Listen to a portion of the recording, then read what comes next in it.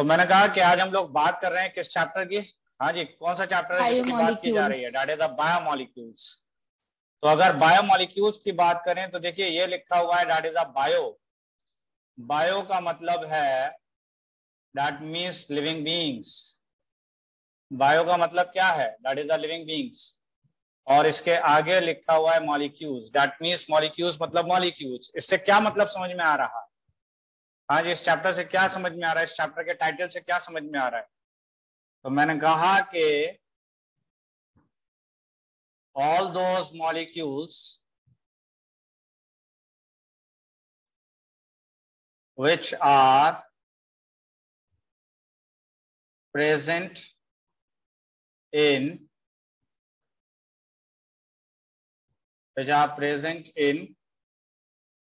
living organisms are called, क्या कहलाएगा ये? are called biomolecules। उनको हम क्या कहेंगे? That is called as a biomolecules। तो ये बताइए कि बायोमोलिक्यूल डेफिनेशन के हिसाब से क्या समझ में आ रहा है? हाँ जी, सारे मॉलिक्यूल्स जो भी लिविंग ऑर्गेनिजम्स में प्रेजेंट है, लिविंग ऑर्गेनिजम्स के अंदर जो भी मॉलिक्यूल्स मौजूद होते हैं, उन सारे मॉलिक्यूल्स को हम क्या कहते हैं? बायोमोलिक्यूल्स। That is biomolecules. क्या यहाँ तक बातें समझ में आ रही हैं या नहीं आ रही? Yes sir. अब जरा ध्यान से सुनिएगा जिस बात को मैं कह रहा हूं। मैंने कहा कि अगर आप देखें तो जो भी एलिमेंट्स या जो भी कंपाउंड या जो भी मॉलिक्यूल्स आपकी बॉडी में है, तकरीबन ऐसे ही मॉलिक्यूल्स और ऐसे एलिमेंट्स इस अर्थ क्रस्ट में भी हैं। किसमें मौजूद हैं? दैट मीन्स अर्थ क्रस्ट में भी मौजूद हैं। लेकिन मजे की बात या सबसे हैरत करने वाली बात यह है कि जो मॉलिक्यूल्स आपकी बॉडी में हैं, समझ रहे हैं, जो मॉलिक्यूल्स आपकी बॉडी में हैं उनके अंदर एडिशन हो रहा है और धीमे धीमे वो मॉलिक्यूल्स इकट्ठे होते जा रहे हैं, कुछ जा रहे हैं, कुछ आ रहे हैं, और अल्टीमेटली आप देख रहे हैं कि ये आपकी जो बॉडी है इसका साइज बढ़ता चला जा रहा है। कुछ बात समझ में आ रही है, नहीं आ रही है? मैंने क्या कहा अभी? Yes sir. क्या कहा दीपाली?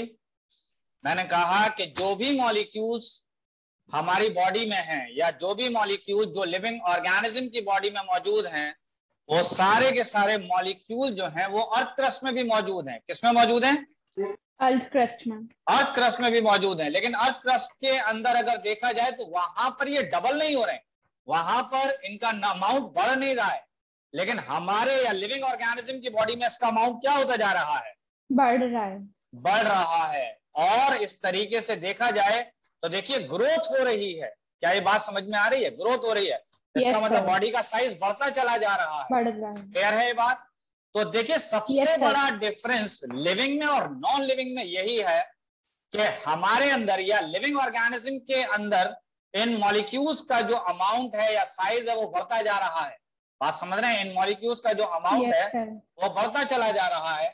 लेकिन अगर अर्थ क्रस्ट में है तो अर्थ क्रस्ट में इनका नंबर, इनका अमाउंट नहीं बढ़ रहा है। क्या ये बात समझ में आ रही है, नहीं आ रही है? Yes sir. और ये दुनिया का सबसे बड़ा कमाल यही है कि जो सारे एलिमेंट्स अर्थ क्रस्ट में है वो अर्थ क्रस्ट में थे तब तक तो ग्रो नहीं कर रहे थे, लेकिन अगर किसी लिविंग ऑर्गेनिज्म में मौजूद है तो देखिए ग्रो कर रहे हैं।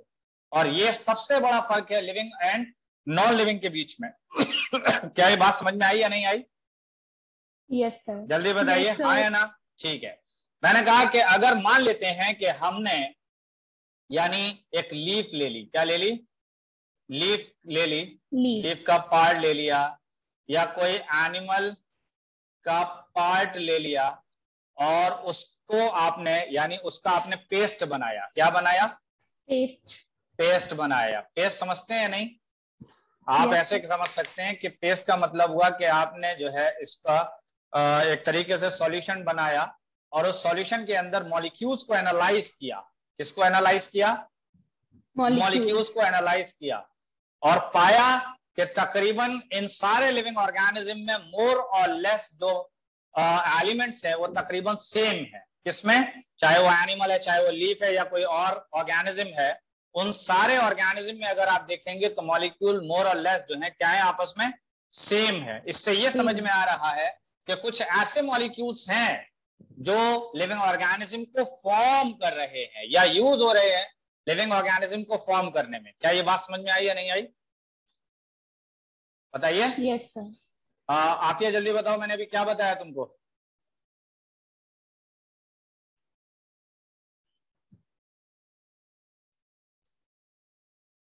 आतिया चली गई।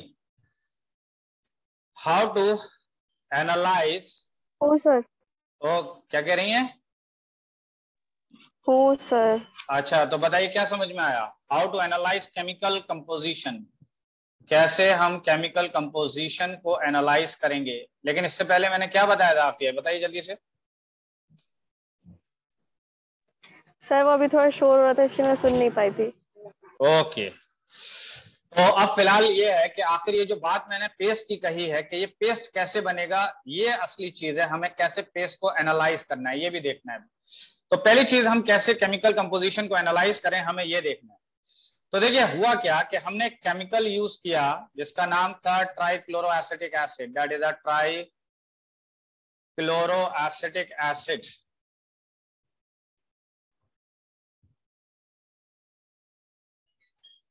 That is a trichloro acetic acid है ये।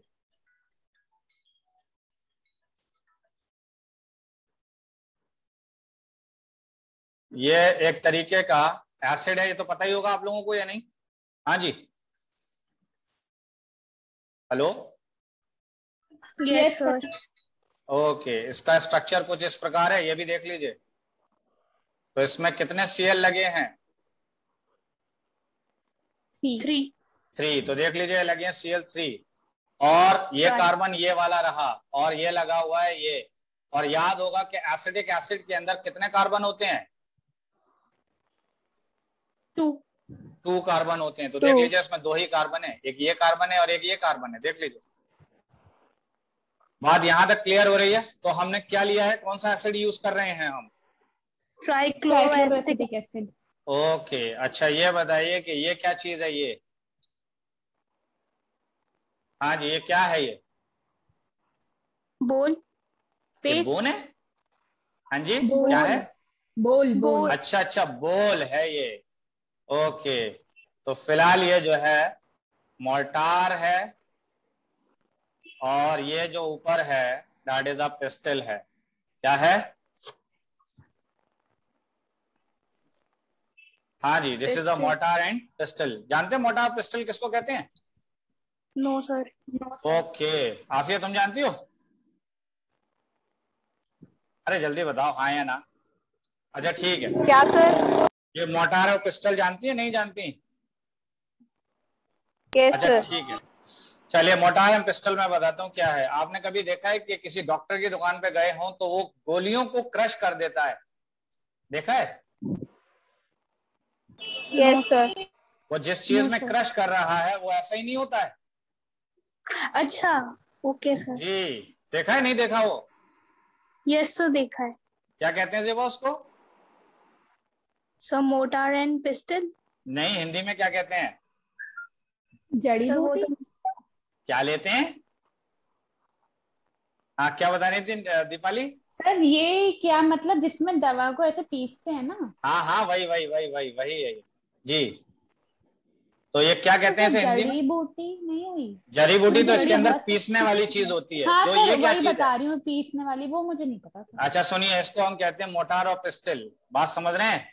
और यस सर। इसके अंदर हमने क्या किया कि मान लेते हैं एक लीफ का पार्ट ले लिया। कौन सा पार्ट ले लिया? लीफ का पार्ट। या तो हमने लीफ का पार्ट ले लिया या फिर मान लीजिए कोई एनिमल पार्ट ले लिया। क्या ले लिया? एनिमल पार्ट या फिर एनिमल का पार्ट, मान लीजिए लीवर का पार्ट ले लिया, समझ रहे हैं? यानी लीवर का कोई पार्ट ले लिया और उसमें आपने क्या किया कि ये वाला एसिड थोड़ा सा डाल दिया है। कौन सा एसिड डाल दिया? Trichloroacetic acid. Trichloro acetic acid. और इससे ये जो है क्या कहते हैं, हाथ से पकड़ने वाला जो है, ठीक है, इससे क्रश किया इस पार्ट को, इस सारे पार्ट को क्या किया हमने? क्रश किया। क्रश। और जब इसको हम क्रश करेंगे तो ये सब जो है अंदर चटनी बनने लगेगी नहीं बनने लगेगी? बताइए। तो ये जो चटनी बनी है उस चटनी को हम कहते हैं स्लरी। क्या कहते हैं हम इसको? स्लरी। स्लरी माने चटनी, पता नहीं चटनी कैसे लिखा जाता है, चटनी समझते हैं ना? Yes sir. ठीक है, तो स्लरी किसको कह रहे हैं हम? वो उसका पेस्ट, एनिमल जी। पार्ट और अरे या तो आप का एनिमल का part पार्ट ले लीजिए, अगर ये नहीं लिया है तो लीफ का पार्ट ले लीजिए, कुछ भी ले सकते हैं, समझ रहे हैं? Yes, और sir. उसको आपने Yes, sir. किस में चटनी बनाई है, किस चीज में चटनी बनाई है, जल्दी बताइए। मोर्टार एंड Mortar अरे और भैया pestis. यूज क्या किया था? Trichloroacetic acid. जी, और जब आप इसकी चटनी बनाएंगे, बात यहां तक समझ में आ रही है, नहीं आ रही है? Yes sir. उसके बाद आपने क्या किया कि ये एक टेस्ट ट्यूब ले लिया, ये टेस्ट ट्यूब ले लिया, और टेस्ट ट्यूब के ऊपर जो है आपने एक इस तरीके का ऐसे करके अगर देखा जाए तो एक मसलिन क्लॉथ लगा लिया है। क्या लगा लिया है? Muslin cloth. जी, ये तो जानती नहीं है आप मसलिन क्लॉथ क्या होता है या नहीं? जल्दी बताइए। ये मसलिन क्लॉथ लगा लिया। ओके, तो दिस इज अ चीज क्लॉथ कह लीजिए, या फिर मसलिन क्लॉथ कह लीजिए। ये आपने कोई भी ले लिया, इसमें से कोई भी चीज ले ली, दैट इज अ चीज क्लॉथ या मसलिन क्लॉथ ले लिया, और उसके बाद इस चटनी को ले जाकर आपने इसमें पोर कर दिया, इसमें पोर कर दिया। तो जब इसमें पोर करेंगे तो इसके बाद जब इसमें स्क्वीज करेंगे इस चीज को, क्या करेंगे? स्क्वीज। स्क्वीज माने जानते हैं? स्क्वीज जानते हैं किसे कहते हैं? Yes sir. जी, स्क्वीज जब हमने किया तो कुछ लिक्विड यहां आ जाएगा, नहीं आ जाएगा? हाँ जी, आ जाएगा। और कुछ पार्ट यहां रह जाएगा, नहीं रह जाएगा? बताइए। आपको पॉइंटर नहीं दिख रहा सही से? पॉइंटर नहीं दिख रहा है भाई, मैंने ये कहा। आप यहाँ वहां करने तो पता नहीं चल रहा कहाँ। अच्छा, ये पॉइंटर अब दिख रहा है? सर पॉइंटर तो दिख रहा है, पर आप जहाँ पॉइंट कर रहे हैं वहां पॉइंट नहीं हो रहा। ओके, अब ये दिखाई दे रहा है? ये हाँ, कपड़े के अंदर ये जो मटेरियल है ये वाला, देखो सीधी सी बात है कि एक कपड़ा लिया आपने और उस कपड़े के ऊपर आपने इस चटनी को, इस स्लरी को ट्रांसफर किया। जब इसमें से डाला आपने तो इस कपड़े के अंदर से कुछ मटेरियल निकल के यहाँ नहीं आ जाएगा? बताओ। Yes sir. नहीं आ जाएगा भाई, जो एसिड वाला पार्ट था वो यहाँ नहीं आ जाएगा, एसिड वाला पार्ट। Yes sir. लेकिन कुछ ऐसा भी तो पार्ट होगा जो यहाँ रह जाएगा कपड़े के ऊपर। Yes sir. नहीं रह जाएगा। तो जो नीचे आ गया इसको आपने कह दिया कि this is the acid soluble pool. क्या है? Acid soluble pool. तो एसिड सॉल्युबल पूल कौन सा है? जब स्क्वीज करने के बाद नीचे एसिड बचा, यानी जब स्क्वीज करने के बाद जो एसिड के अंदर चला गया है मटेरियल, कुछ ऐसा मटेरियल है जो एसिड के अंदर मौजूद है, तो that is called as acid soluble pool. और जो मटेरियल एसिड में सॉल्युबल नहीं हुआ है तो वो क्या कहला रहा है? Acid insoluble pool. क्या ये बात समझ में आ रही है या नहीं आ रही है? Yes sir. तो कौन कौन से मटेरियल है बताइए?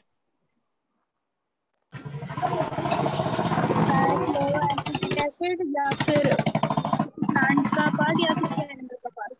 जी, जो एसिड इनसॉल्युबल पूल है इसको हम कहते हैं रिटेंटेट। क्या कहलाता है? Retentate. That is called as retentate. कौन सा है ये पार्ट? एसिड सॉल्युबल है, एसिड इनसॉल्युबल है? इनसॉल्युबल। जी, और ये जो नीचे निकल आया है ये कौन सा पार्ट है? सॉल्युबल। एसिड सॉल्युबल पार्ट है। क्या ये बात समझ में आ रही है नहीं आ रही है? Yes sir. Acid soluble material के अंदर बहुत सारे इनऑर्गेनिक ऑर्गेनिक मॉलिक्यूल्स मौजूद हैं। किसके अंदर मौजूद हैं? Acid soluble. सॉल्युबल के अंदर ऑर्गेनिक मॉलिक्यूल्स प्रेजेंट हैं। क्या प्रेजेंट हैं? Organic molecules. Organic molecules present है। क्या ये बात समझ में आ रही है नहीं आ रही है? Yes sir. ओके, और जो रिटेंटेंट है इसके अंदर अगर आप देखेंगे तो इसमें प्रोटीन है। क्या है इसमें? प्रोटीन। इसमें कार्बोहाइड्रेट या पॉलीसेकेराइड्स है। क्या है इसमें?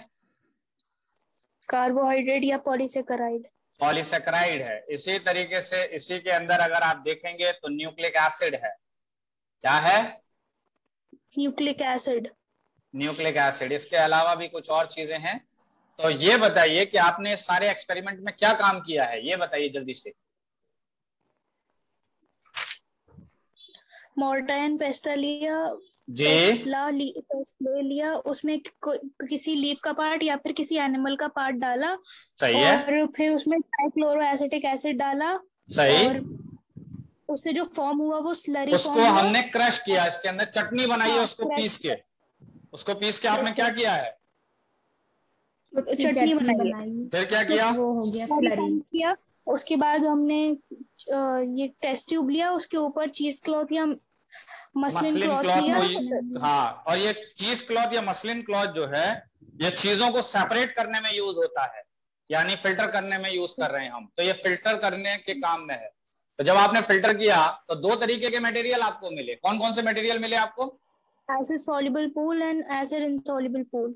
एक एसिड सॉल्युबल पूल मिला है और एक एसिड इनसॉल्युबल। एसिड जी, इनसॉल्युबल। तो क्या हुआ, फिर क्या हुआ, एसिड सॉल्युबल पूल में क्या क्या आया, बहुत सारे ऑर्गेनिक मॉलिक्यूल्स आ गए, ठीक है। और अगर देखा जाए तो इसके अंदर माइक्रो मॉलिक्यूल्स हैं, कौन से मॉलिक्यूल्स हैं, माइक्रो मॉलिक्यूल्स।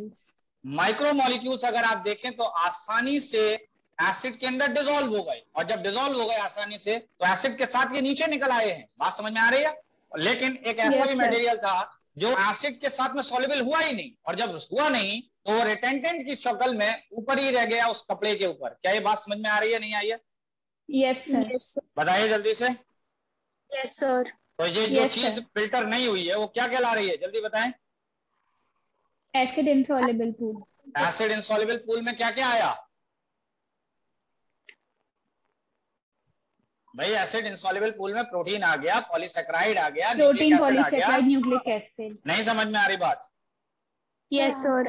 अच्छा, ये जो बड़े मॉलिक्यूल्स थे क्या ये फिल्टर हुए हैं, बताइए। नो ये सर। बड़े मॉलिक्यूल थे या नहीं थे, यस और जब ये बड़े मॉलिक्यूल थे तो क्या ये फिल्टर हुए या नहीं हुए, नो सर।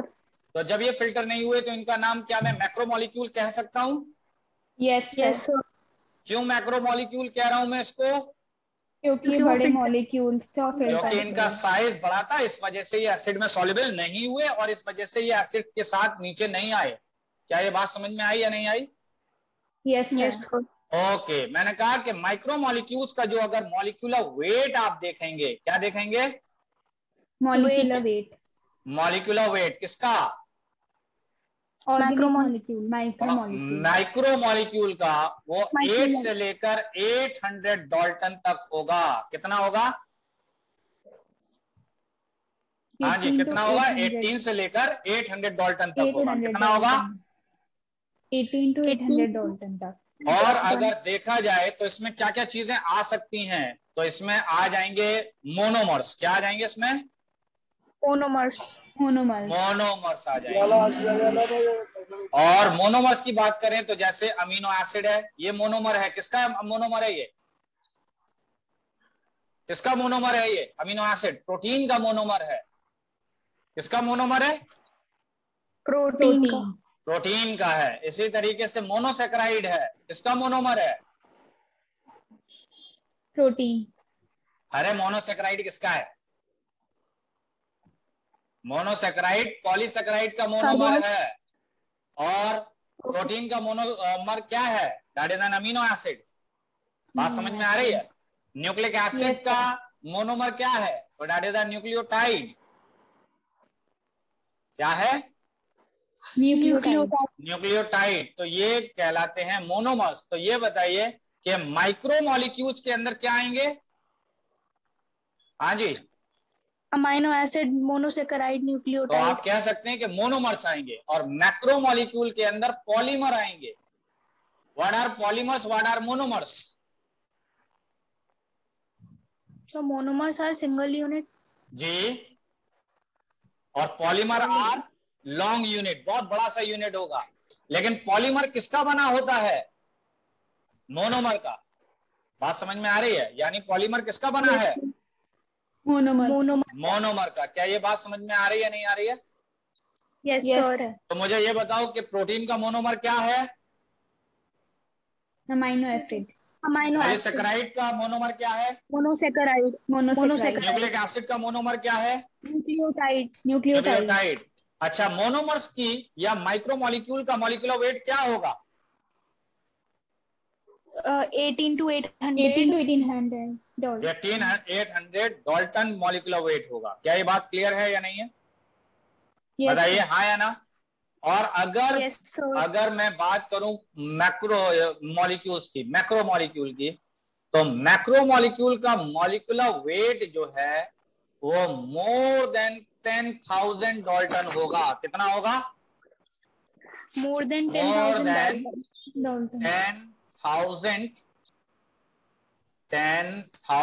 डाल्टन होगा। क्या होगा? हाँ जी, कितना मॉलिक्यूलर वेट है? मोर देन 10,000 डाल्टन है। किसका मॉलिक्यूलर वेट है ये? किसका मॉलिक्यूलर वेट है? मैक्रो माने बड़ा, मैक्रो माने बड़ा, माइक्रो माने छोटा। बात समझ रहे हैं? तो छोटे का वजन कितना है molecular weight? 18 to 1800 Dalton. 18 to 800 Dalton है। जबकि पॉलीमर का या मैक्रो मॉलिक्यूल का वजन कितना है? More than 10,000 Dalton. More than 10,000। बात समझ में आ रही है या नहीं आ रही है? Yes sir. So 1 Dalton is equal to how many kgs? KG में नहीं जाएंगे अभी हम। डाल्टन का एक अलग यूनिट है। ये ऐसा यूनिट है जिसमें हम मॉलिक्यूल्स यूज करते हैं, मॉलिक्यूल्स का वेट मेजर करते हैं। ठीक है? Okay sir. और अगर इसको अगर केजी में देखा जाए तो नेगेटिव में वैल्यू आएगी, बहुत ज्यादा केजी की नेगेटिव में आएगी वैल्यू। तो ये समझ लीजिए कि आपने कभी माइक्रोग्राम का नाम सुना है? माइक्रोग्राम का नाम सुना है या नहीं? ये उससे भी कम वजन है। यहां पर हम एक एक मॉलिक्यूल का वजन को देख रहे हैं, एक एक मॉलिक्यूल का वजन। वहां पे हम बल्क में लेते हैं मॉलिक्यूल्स, तब वो ग्राम में आता है। आगे बढ़ूं? Yes sir. अब जरा इस लाइन को पढ़िएगा और फिर बताइएगा। मैंने कहा कि lipid is a macromolecule but its molecular weight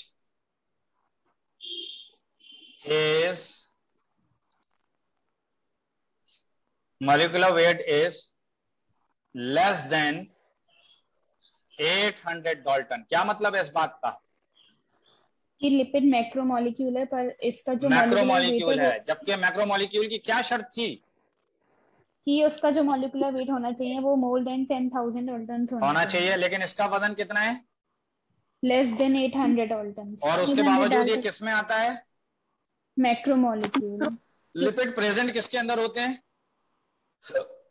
हाँ जी, ये बताइए कि लिविंग ऑर्गेनिज्म के अंदर किस पार्ट में, सेल के किस पार्ट में लिपिड्स होते हैं?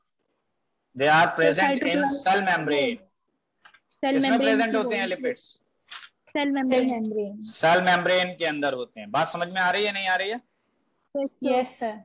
एंड ये वाटर सॉल्युबल होंगे या इनसॉल्युबल होंगे? हाँ जी, इनसॉल्युबल।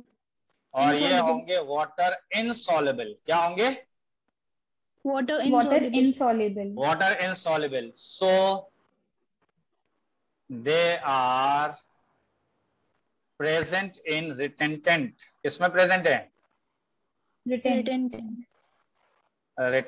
में। क्या यहां तक बात समझ में आई या नहीं आई है लिपिड वाली? Yes sir. हाँ या ना, जल्दी बताइए। Yes sir. जो ऊपर मैंने सारी बात बताई है उसी को थोड़ा मैं कंसाइज करना चाह रहा हूं। देखिए कैसे मैंने फ्लो चार्ट में कंसाइज किया। मैंने कहा कि दिस इज अ बायोमोलिक्यूल्स। आप या नहीं नजर आ रही? क्या बात है?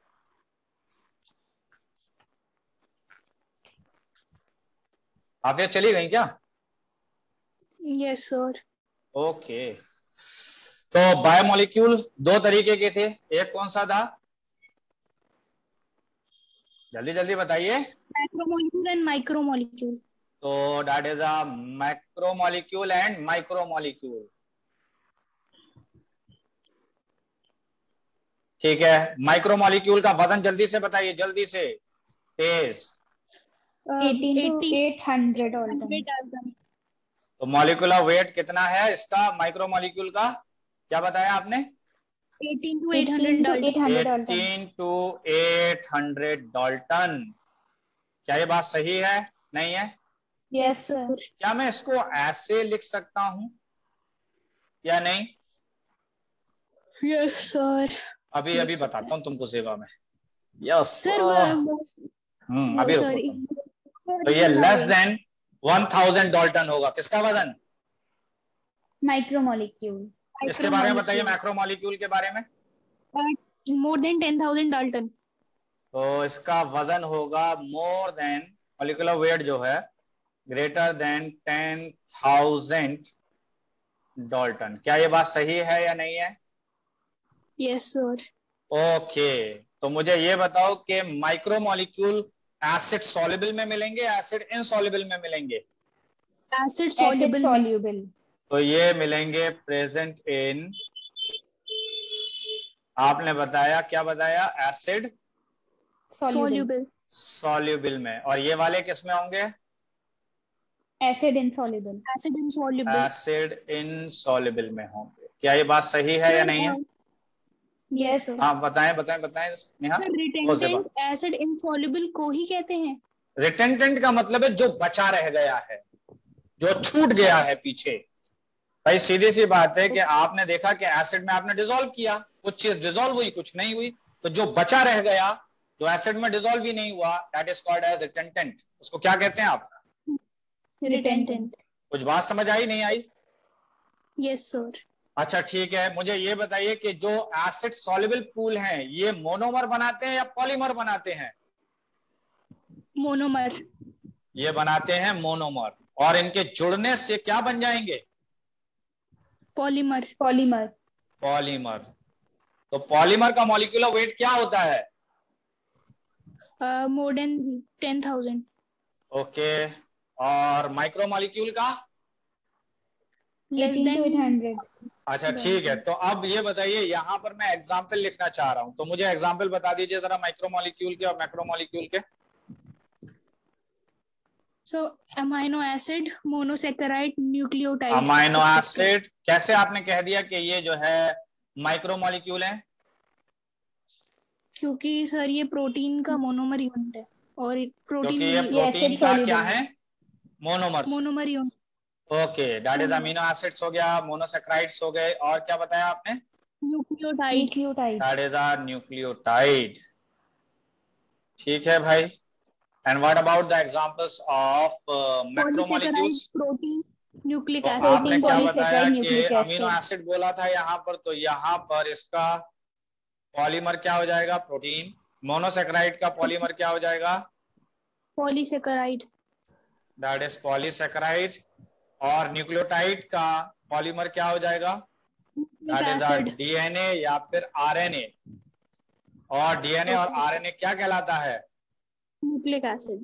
That is a nucleic acid. क्या कहलाता है? Nucleic acid. That is a nucleic acid. क्या यहां तक सारी बातें समझ में आ गई या नहीं? Yes sir. ओके, अच्छा एक बात बताइए कि लिपिड्स किस में आएंगे? मैक्रोमोलिक्यूल। माइक्रोमोलिक्यूल। आप पिट जाएंगे ज़िबा, आप पिट जाएंगे सच में। और नेहा नहीं नजर आ रही। नेहा कहाँ है? नेहा भी नहीं है सर। थी तो। नेहा कहाँ है गई? सर है। नेहा की आवाज ही नहीं है। अब नेहा गायब हो गई बिल्कुल एकदम। बात यहां तक क्लियर है या नहीं है? हाँ जी। ओके, जब यस सर हो गया तो अब नेक्स्ट टॉपिक पे, नेक्स्ट पॉइंट पर आते हैं।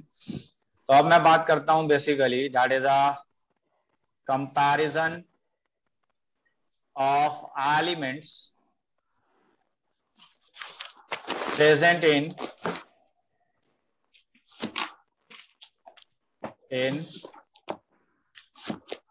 non-living, that is present in non-living and living matter।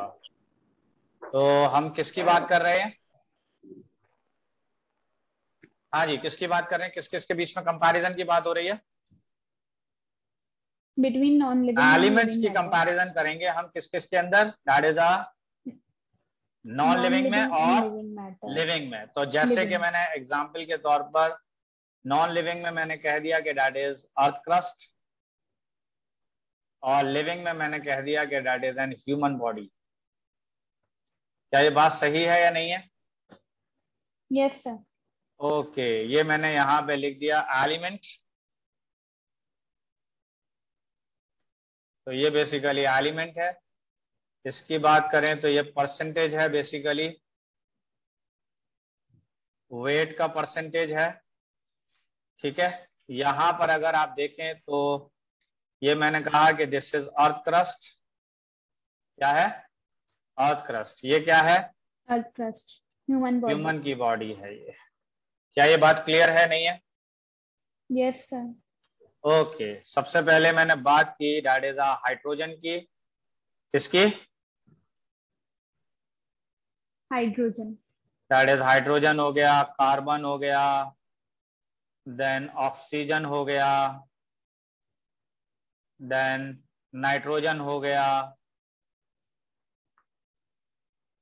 Then sulphur हो गया।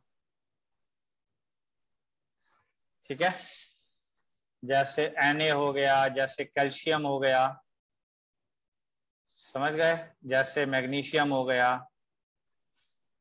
तो अब जरा इनकी वैल्यूज को हम देखते हैं कि अर्थ क्रस्ट में इनकी वैल्यूज क्या हैं। तो हाइड्रोजन की बात करें तो ये है 0.14%, कार्बन की बात करें तो ये 0.03%, लेकिन ऑक्सीजन की बात करें तो ये 46.6% है अर्थ क्रस्ट में। किसमें? Earth crust. कौन?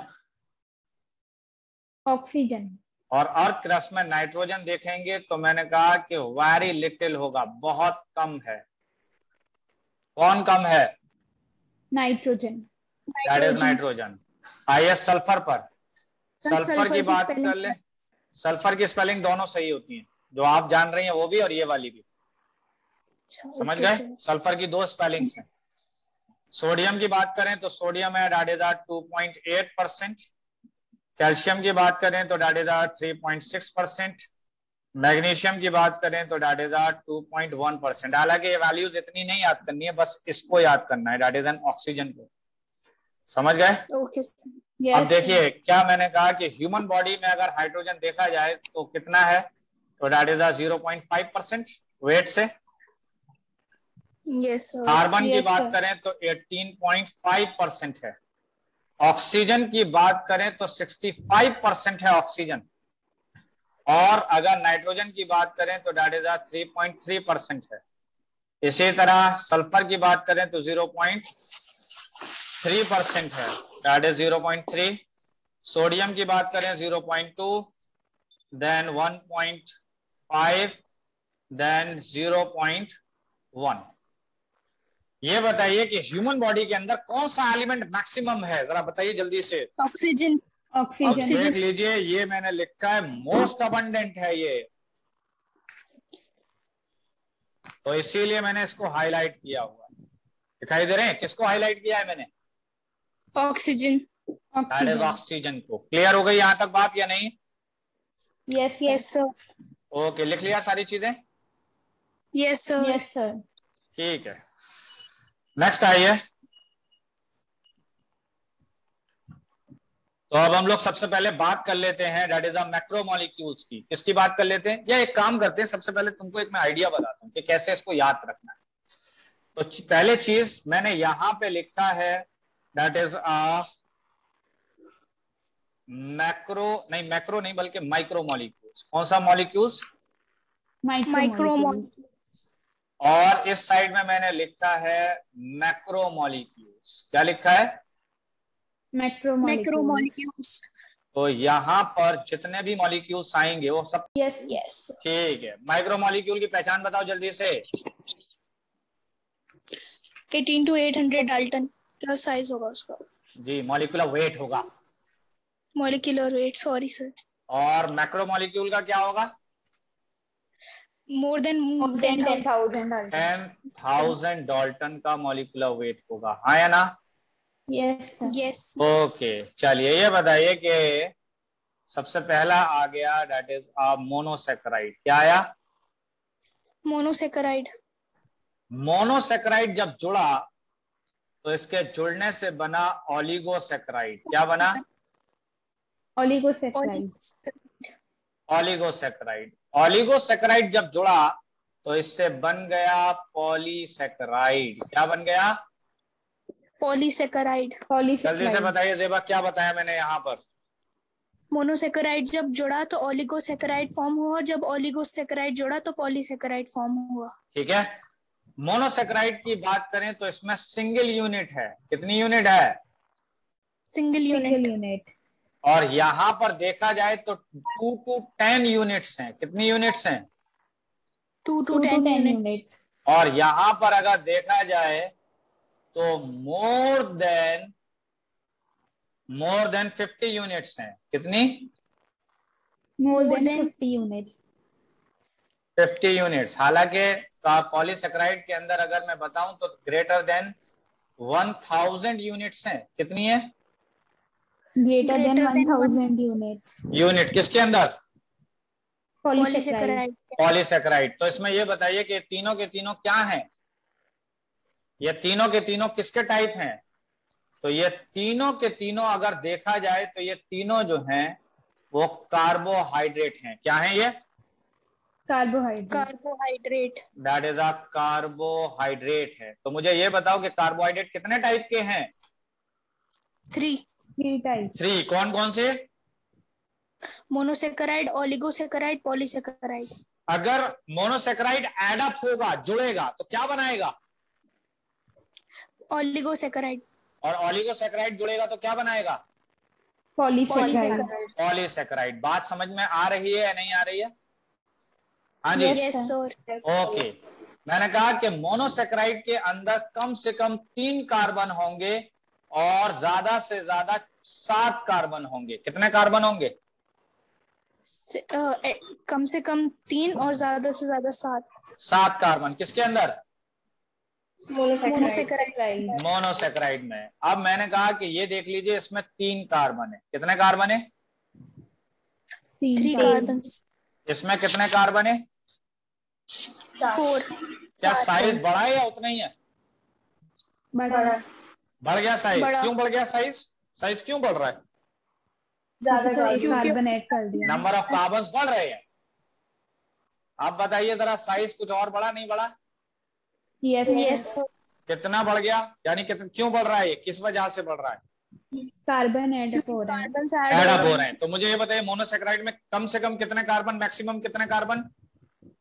7। कम से कम 3 और मैक्सिमम 7। कम से कम 3 और मैक्सिमम 7 कार्बन है। क्लियर है ये बात या नहीं है?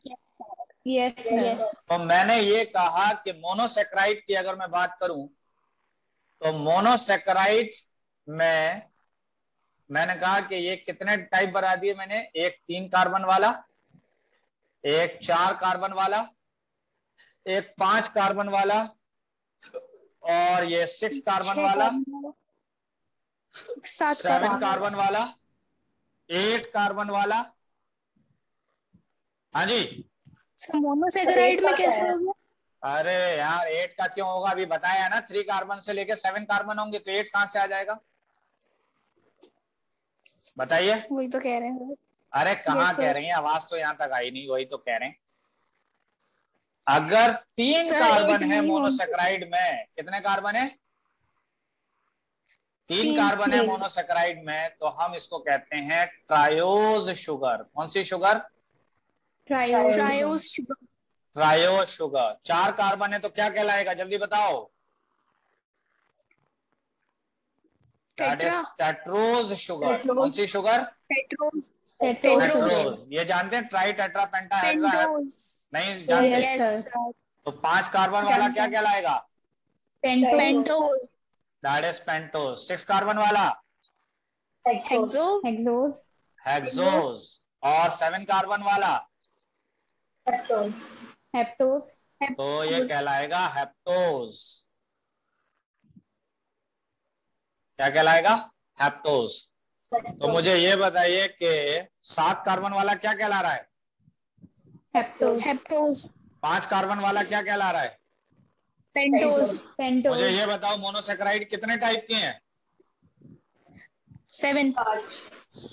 कितने? 7 टाइप के हैं। सॉरी 5। Sorry sir. हाँ जी, शुक्र मनाओ तुम वहां बैठी हो, अगर सामने बैठी हो मैंने तुम्हारा आज क्या करना था मुझे नहीं पता है। ट्रायो शुगर में कितने कार्बन? 3। टेट्रोज में कितने कार्बन? 4। और हेक्सोज में कितने थे? 6। 6 कार्बन। हेप्टोज में 7। पेंटोज में 5। 5 कार्बन। क्या यहां तक बात समझ में आ रही है, नहीं आ रही है? Yes sir. ओके, अब आइए ऑलिगोसेकेराइड में। ऑलिगोसेकेराइड में कम से कम कितने यूनिट जुड़े होंगे? 2 to 10 यूनिट्स। क्या ये 2 यूनिट जुड़े हुए हैं, एक ये यूनिट जुड़ा है, एक ये जो यूनिट जुड़ा है, तो क्या ये ऑलिगोसेकेराइड कहलाएगा? Yes sir. क्यों कहलाएगा? क्योंकि ऑलिगोसेकेराइड की क्या शर्त है? मिनिमम 2 और मैक्सिमम 10 यूनिट्स। तो अगर 2 हैं तो इसका मतलब ये कौन सा टाइप है? ऑलिगोसेकेराइड। तो ये कहलाएगा दैट इज अ डाइसेकेराइड। क्या कहलाएगा? डाइसेकेराइड। डाइसेकेराइड कब कहलाएगा? जब एटलीस्ट 2 यूनिट्स मिले एटलीस्ट हो। नहीं है, सिर्फ 2 मोनोसेकेराइड आपस में जुड़े होंगे। कितने जुड़े होंगे? Yes sir. 2। ये क्या है? ये क्या है? तो ये 2 दोनों क्या है? मोनोसेकेराइड। मोनोसेकेराइड हैं, देख लो। और जब ये मोनोसेकेराइड दोनों आपस में जुड़ गए, देखो बीच में जुड़े हुए हैं, ये ऐसे जुड़े हैं। जब 2 मोनोसेकेराइड आपस में जुड़ गए तो क्या कहला रहा है ये?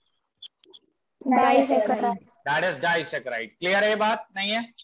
Yes sir. ओके, आगे बढ़ जाऊं? Yes sir. ओके, डाइसेकेराइड का एग्जाम्पल है लैक्टोज। क्या है? लैक्टोज। माल्टोज। किसका एग्जाम्पल है ये? डाइसेकेराइड। सुक्रोज। किसका एग्जाम्पल है ये? Disaccharide. That is a disaccharide का। क्या यहां तक क्लियर हो रही है बात, नहीं हो रही है? Yes sir. Yes sir. Okay, आगे बढ़ूं यस सर। या नहीं? Yes sir. बढ़ जाए? नहीं, मैं तो बढ़ता चला जाऊंगा, लेकिन आपको कुछ समझ आ रही है बात, नहीं आ रही है? Yes sir. ओके, क्या क्या बता दिया मैंने? लैक्टोज, माल्टोज, सुक्रोज, और एक और भी कर लीजिए, that is a tree Hallows. कौन सा है ये? Tree Hallows. That is a tree Hallows. फिर डाइसेकेराइड के बाद आ जाइए तो दैट इज अ ट्राइसेकेराइड। कौन सा सेकेराइड? ट्राइसेकेराइड। तो मुझे ये बताइए, ट्राइसेकेराइड में कितने मोनोसेकेराइड जुड़े होंगे? 3। तो इसका मतलब अगर मैं इसको दिखाऊं तो क्या ऐसे दिखा सकता हूं? Yes sir. इसको दिखाने के लिए क्या मैं ये दिखा सकता हूं या नहीं? Yes sir. बताइए जल्दी से, हाँ या ना? Yes sir. ओके, ट्राइसेकेराइड के बाद क्या आया? टेट्रासेकेराइड। टेट्रासेकेराइड। टेट्रासेकेराइड में कितने मोनोसेकेराइड होंगे? 4। तो 1 2 3, ये 4। ये जो मैं सर्किल बना रहा हूं ये किसको रिप्रेजेंट कर रहे हैं? Monomer unit. मोनोसेकेराइड। मोनोसेकेराइड को एक्सप्लेन कर रहे हैं। ये किसको दिखा रहे हैं? ये मोनोसेकेराइड। मोनोसेकेराइड को। बात समझ में आ रही है, नहीं आ रही है? अगर यहाँ पर आप देखें तो ये सारे यूनिट अकेले थे, देखो। और जब ये सिंगल यूनिट थे तो आपने इसको कह दिया था मोनोसेकेराइड है। अगर 2 यूनिट 2 मोनोसेकेराइड आपस में जुड़ गए तो आपने क्या नाम दिया? डाइसेकेराइड। और अगर 3 जुड़ जाएंगे तो क्या कहलाएगा? ट्राइसेकेराइड। 4 जुड़ जाएंगे तो क्या कहलाएगा? टेट्रासेकेराइड। 5 जुड़ जाएंगे तो क्या कहलाएगा? Pentasaccharide. That is a pentasaccharide. क्या ये बातें समझ में आ रही है, नहीं आ रही है? यस बताइए। सर। ओके, ये क्या है? ये क्या है? पॉलीसेकेराइड। पॉलीसेकेराइड को मैंने 2 टाइप में यहाँ पे डिवाइड कर लिया है। किसको डिवाइड कर लिया 2 टाइप में? पॉलीसेकेराइड। एक है होमोपॉलीसेकेराइड। कौन सा है? होमोपॉलीसेकेराइड। होमोपॉलीसेकेराइड और एक है हेट्रोपॉलीसेकेराइड। कौन सा? Hetero and homopolysaccharide. हेट्रोपॉलीसेकेराइड। तो ये बताइए पॉलीसेकेराइड कितने टाइप का है? 2 टाइप। कौन कौन सा? होमोपॉलीसेकेराइड, हेट्रोपॉलीसेकेराइड। तो यहाँ पे सेम मोनोसेकेराइड्स होंगे। यहाँ पर कैसे होंगे monosaccharide? Same. That is same monosaccharide होंगे। किस जगह पर? होमोपॉलीसेकेराइड। अच्छा, हेट्रोपॉलीसेकेराइड में क्या होगा? डिफरेंट। डिफरेंट क्या डिफरेंट होगा? मोनोसेकेराइड। तो डिफरेंट मोनोसेकेराइड होंगे, हाँ या ना? Yes sir. ओके, मैंने कहा एग्जाम्पल बताइए भाई होमोपॉलीसेकेराइड का। होमोपॉलीसेकेराइड और हेट्रोपॉलीसेकेराइड में क्या फर्क है? होमोपॉलीसेकेराइड में सेम मोनोसेकेराइड होंगे और हेट्रोपॉलीसेकेराइड में डिफरेंट मोनोसेकेराइड होंगे। डिफरेंट मोनोसेकेराइड होगा। क्लियर है? बात नहीं है? Yes sir. अच्छा, अब हम लोग बात कर रहे हैं, पहले एग्जाम्पल की बात कर रहे हैं होमोपॉलीसेकेराइड की। तो मैंने कहा होमोपॉलीसेकेराइड में आ जाइए तो स्टार्च। तो मुझे ये बताइए कि क्या, हाँ सब पॉलीसेकेराइड में ओलिगोसेकेराइड नहीं होने चाहिए, मोनोसेकेराइड मतलब समझा नहीं। अच्छा अच्छा, ओलिगोसेकेराइड का मतलब था इस ओलिगोसेकेराइड किसका बना हुआ है? ओलिगोसेकेराइड किसका बना है? मोनोसेकेराइड का। तो हमने बजाय ओलिगोसेकेराइड कहने के हमने डायरेक्टली पूछ लिया कि पॉलीसेकेराइड का जो बेसिक यूनिट है वो किसका बना हुआ है। Okay sir. तो मैंने कहा कि स्टार्च हो गया। अच्छा, स्टार्च के बाद दूसरा होमोपॉलीसेकेराइड क्या आएगा? तो दैट इज सेलुलोज।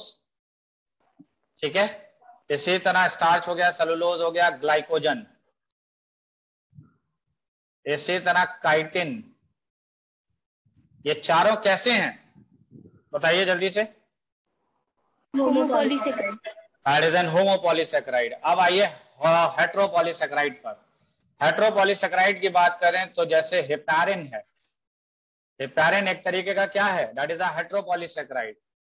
इसी तरह हेमीसेलुलोज है, दैट इज हेमीसेलुलोज, ये भी एक तरीके का हेट्रोपॉलीसेकेराइड है। इसी तरीके से पैक्टिन है, क्या है? पैक्टिन, ये भी एक तरीके का क्या है? That is a heteropolysaccharide. Complete हुआ यहां तक या नहीं? Yes sir. सभी लोगों का? Yes sir. ओके, अब जरा यहां देखिए, मैंने कहा डाइसेकेराइड के कौन कौन से एग्जांपल्स मैंने बताए थे अभी? Lactose, maltose, and trehalose. क्या है? That is a trehalose. मुझे एक बात बताइए कि अगर सुक्रोज टूटेगा तो कितने मोनोसेकेराइड देगा? 2। और माल्टोज टूटेगा तो कितने देगा? 2 देगा। अब आते हैं हम ट्राइसेकेराइड पर। ट्राइसेकेराइड का एग्जाम्पल है रैफिनोज। क्या है? और अगर रैफिनोज टूटेगा तो कितने मोनोसेकेराइड निकलेंगे? 3। उसके बाद आ जाइए टेट्रासेकेराइड पर। तो इसका एग्जाम्पल है स्ट्रेचियोज। क्या है? स्ट्रेचियोज।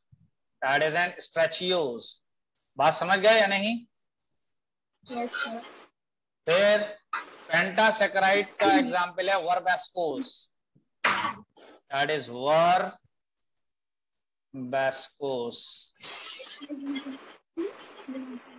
हाँ जी, पेंटासेकेराइड का एग्जाम्पल क्या है?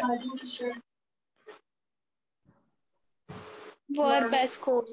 That is a verbascose. अगर वर्बेस्कोस टूटता है तो कितने मोनोसेकेराइड मिलेंगे? 5। दैट इज 5 मिलेंगे। कंफर्म है ये बात या नहीं है? Yes sir. तो मुझे ये बताइए कि यहाँ तक कुछ बातें समझ में आ रही हैं या नहीं आ रही? Yes sir. ओके, अब मैंने बात की, यहाँ पर आते हैं ट्रायोज शुगर की बात कर रहा हूँ। किस शुगर की बात कर रहा हूँ? Triose sugar. ट्रायोज शुगर कौन सी शुगर थी जल्दी बताइए? सर जिसमें 3 कार्बन मोनोसेकेराइड थी जिसके अंदर 3 कार्बन थे। क्या ये बात सही है? मोनोसेकेराइड है जिसमें कितने कार्बन है? 3। इसका एग्जाम्पल की मैं बात कर रहा हूं। अब एग्जाम्पल की, तो एग्जाम्पल की बात करें तो दैट इज आप पागल। क्या नाम है? हाँ जी, क्या है? पागल। पागल। नहीं पागल। जेबा, अपना चाहे तो आप अपना नाम लिख सकती हैं यहाँ पर, वो भी चल जाएगा, या फिर आप पागल लिख सकती हैं। दोनों बातों का मतलब एक ही होता है। कौन कौन सी? बस पागल। जी, बस पागल। बस क्यों पागल होगी? ट्रेन पागल हो सकती है, बस नहीं होती पागल। पागल की बात करें तो दिस इज अ फॉस्फोग्लिसर एल्डिहाइड। क्या है? फॉस्फोग्लिसरॉल्डिहाइड। तो देख लीजिए इसको पागल कैसे बना। देखिए ये लिखा है पी, ये लिखा है जी, ये लिखा है एल, तो इससे क्या बन गया? फॉस्फोग्लिसरॉल्डिहाइड। तो पागल का फुल फॉर्म क्या है? फॉस्फोग्लिसरॉल्डिहाइड। ओके, कभी आपने हाइड एंड सीक खेला है? Yes sir. वहां पे आपने इसका नाम यूज किया है? Yes sir. क्या यूज Yes. करते थे, क्या कहते थे वहां पर? धप्पा। जी, लेकिन यहाँ से लेकिन आ यहाँ हटा दीजिए, दैट इज अ धाप। क्या है ये? धप धाप का मतलब है that is a dihydroxyacetone phosphate. क्या है? Di hydroxy acetone acetone phosphate. Phosphate. वो आफिया तो होगी नहीं शायद? नहीं है? है नहीं है? नहीं है। ओके, तो कुल मिलाकर ये नाम में मजा आ रहा है, नहीं आ रहा है?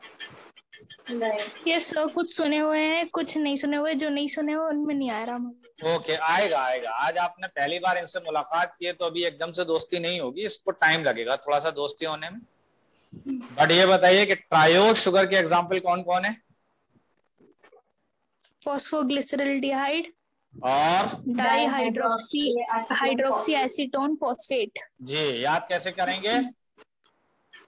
पागल धप पागल और धप्पा, that is a dihydroxyacetone acetone phosphate. Phosphate. हाँ के ना? Yes yes sir. Sir. Okay, आगे बढ़ जाते हैं अब हम। दैट इज ट्रायोज शुगर के बाद कौन सी आएगी? टेट्रोज। टेट्रोज शुगर की क्या पहचान है? 3 कार्बन। Four sorry 4 carbon. जेबा, निकाल दूंगा सर तुम्हारा मैं सॉरी। दम और कर दूंगा तुमको मैं कम। समझ गई? जी, तो ये बताइए टेट्रा माने क्या होता है? 4 तो टेट्रोज का मतलब कितने कार्बन? 4 कार्बन। 4 और कार्बन। निया है, चली गई निया भी।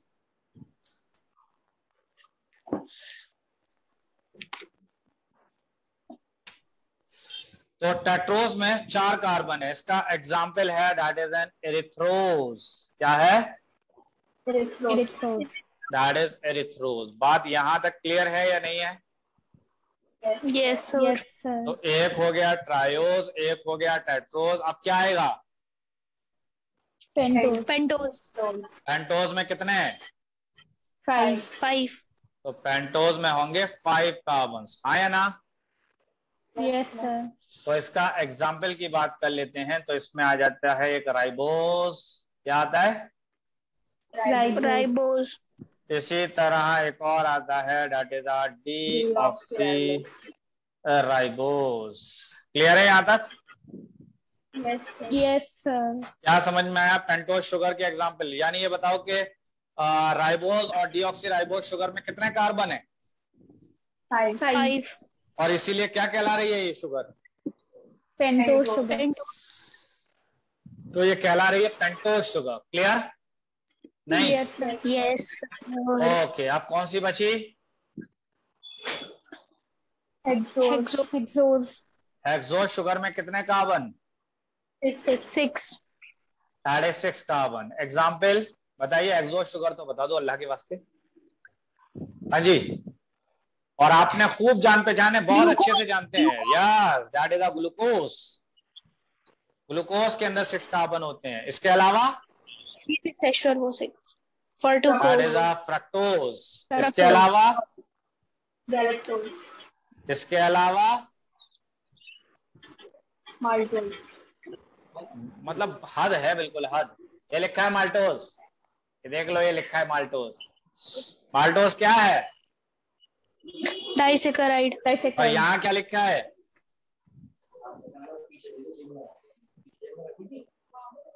क्या? यहाँ लिखा है मेनोज। क्या लिखा है? माल्टोज क्या थी? माल्टोज डाइसेकेराइड है, डाइसेकेराइड। और ये है मेनोज। क्या है ये? मेनोज। That is mannose. बात यहाँ तक क्लियर?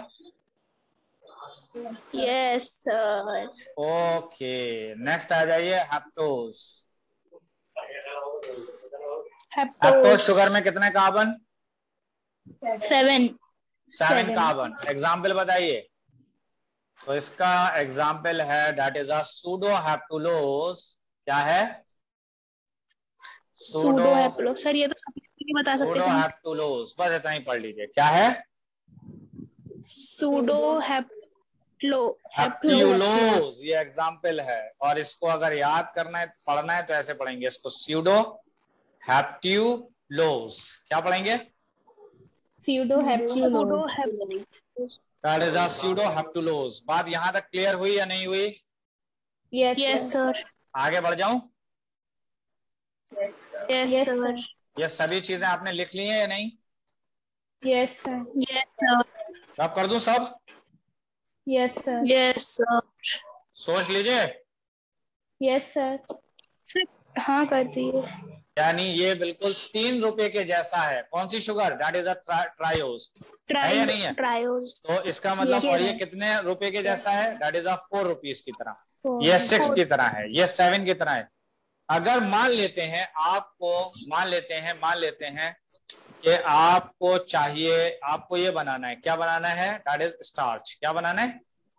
स्टार्च। और स्टार्च में सिर्फ ये वाली शुगर यूज करनी है। कौन सी शुगर यूज करनी है? सिर्फ हेक्सोज। बात समझ में आ रही है? तो एक ही टाइप की शुगर यूज कर रहे हैं, डिफरेंट टाइप की? एक ही टाइप की। और इसीलिए क्या कहला रहा है ये? होमोपॉलीसेकेराइड। और अगर हमने एक से ज्यादा टाइप की शुगर यूज करके बनाया किसी शुगर को, किसी पॉलीसेकेराइड को, तो क्या कहलाएगा? तो वो कहलाएगा हेट्रोपॉलीसेकेराइड। बात यहाँ तक क्लियर है या नहीं है? Yes sir. ओके, अच्छा ये बताइए कि मोनोसेकेराइड से के बाद में क्या बना था? That is oligosaccharide. फिर क्या बना? पॉलीसेकेराइड। मुझे ये बताइए, लैक्टोज क्या है एक तरीके का? डाइसेकेराइड। और डाइसेकेराइड खुद किसका टाइप है? ऑलिगोसेकेराइड का। मुझे ये बताइए कि ऑलिगोसेकेराइड टोटल कितने टाइप्स के हैं? 8 टाइप के हैं। 2 से लेकर 10 तक कर लीजिए। 9 टाइप के हैं, देख लीजिए। यहां तक क्लियर है? आगे बढ़ जाऊं? यस। ओके, ये देख लीजिए, यही वाली चीज पर फिर आ गए हम, माइक्रोमोलिक्यूल। अभी तक हमने किसकी बात की है? कार्बोहाइड्रेट। अब हम बात कर रहे हैं प्रोटीन की। तो प्रोटीन की अगर हम बात करें, तो प्रोटीन का मोनोमर क्या है? तो that is an amino acid. That is amino acid. Clear है बात? अमाइनो एसिड से जुड़कर बना पेप्टाइड। क्या बना? पेप्टाइड। पेप्टाइड या पेप्टोन। क्या बना? पेप्टोन। पेप्टाइड या पेप्टोन। और पेप्टाइड या पेप्टोन के जुड़ने से क्या बनेगा? बन जाएगा प्रोटीन। तो मुझे ये बताइए कि सब प्रोटीन किससे कैसे बना है? बताइए। अमीनो एसिड जो जुड़े तो क्या बने? क्या बना? पेप्टाइड या पेप्टोन। और पेप्टाइड या पेप्टोन में कितने अमीनो एसिड होंगे? 2 to 10। That is 2 to 10 amino acids होंगे। ठीक है। और ये जब आगे और जुड़ता गया तो क्या बना देगा ये? प्रोटीन। इसी तरीके से मैंने कहा कि ये था न्यूक्लियोसाइड। क्या था? न्यूक्लियोसाइड जब जुड़ा तो ये क्या बना? इसने क्या बनाया? न्यूक्लियोटाइड के जुड़ने से क्या बन गया? तो ये बन गया न्यूक्लिक एसिड। न्यूक्लिक एसिड का मतलब क्या हुआ? दैट इज आर डीएनए या फिर आरएनए। हाँ या ना? जल्दी बताइए, हाँ या ना? Yes sir. ओके, इस तरफ मैंने जितने लिखे हैं इस साइड में लाइन के इस तरफ, ये सब क्या है? Micromolecule. That is a monomers. क्या ये बात सही है? Yes sir. और ये सारे इधर के पार्ट जितने भी हैं वो सब क्या हैं? पॉलीमर्स। और पॉलीमर्स आपने अभी क्या बताया, क्या टर्म यूज किया था इसके लिए? मैक्रोमोलिक्यूल। और ये वाले माइक्रोमोलिक्यूल। माइक्रोमोलिक्यूल्स। ठीक है, अब हम बात करते हैं फैट की। तो मैंने कहा कि this is the fatty acid. क्या है? फैटी एसिड प्लस ग्लिसरॉल है। क्या है? ग्लिसरॉल। और क्या बनाया इसने? फैट। फैट। फैट का मतलब फिलहाल मैंने इसके ब्रैकेट में लिख दिया है लिपिड। तो ये लिपिड या फैट एक तरीके का क्या है, कैसा मॉलिक्यूल है? Macromolecule. That is a macromolecule. क्या ये बात समझ में आई या नहीं आई? यस। समझ गए? यहां तक क्लियर है बात, नहीं है? यस। ओके, तो यहां तक सारे मॉलिक्यूल्स के बारे में मैंने डिस्कस कर लिया है, सारे मॉलिक्यूल्स के बारे में। तो ये सारी चीजें आपको समझ